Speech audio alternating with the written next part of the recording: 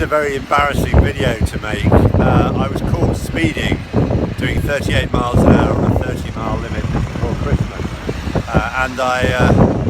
Yesterday I attended a speed awareness course here in Bristol, and I thought I would share my thoughts about it. I've done a speed awareness course, court being the word.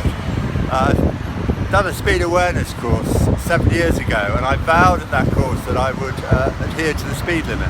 And in fact, since then I've been involved in introducing 20 miles an hour on roads like this in Bristol.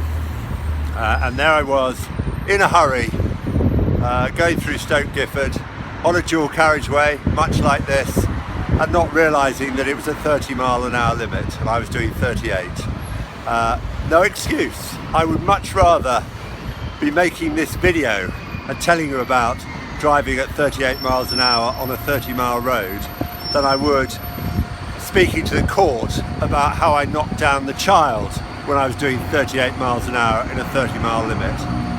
Instead of making this video, I could have lost my license, I could have lost everything actually, lost my job, been even in prison if the child had died.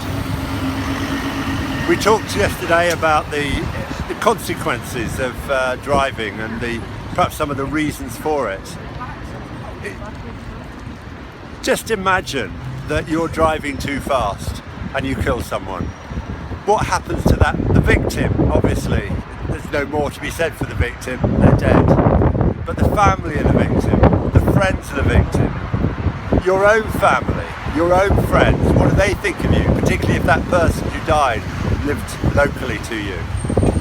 What about your job? What about your work? What's going to happen to those things?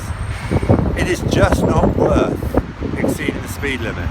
I learned so much in the 4 hours I spent there yesterday, and I thank the people who organised it. It was a superb course. It was even better than the one I remember 7 years ago. I don't intend to go back to one of the courses, and I hope you won't either. But if you do, take really good notice. It's so important.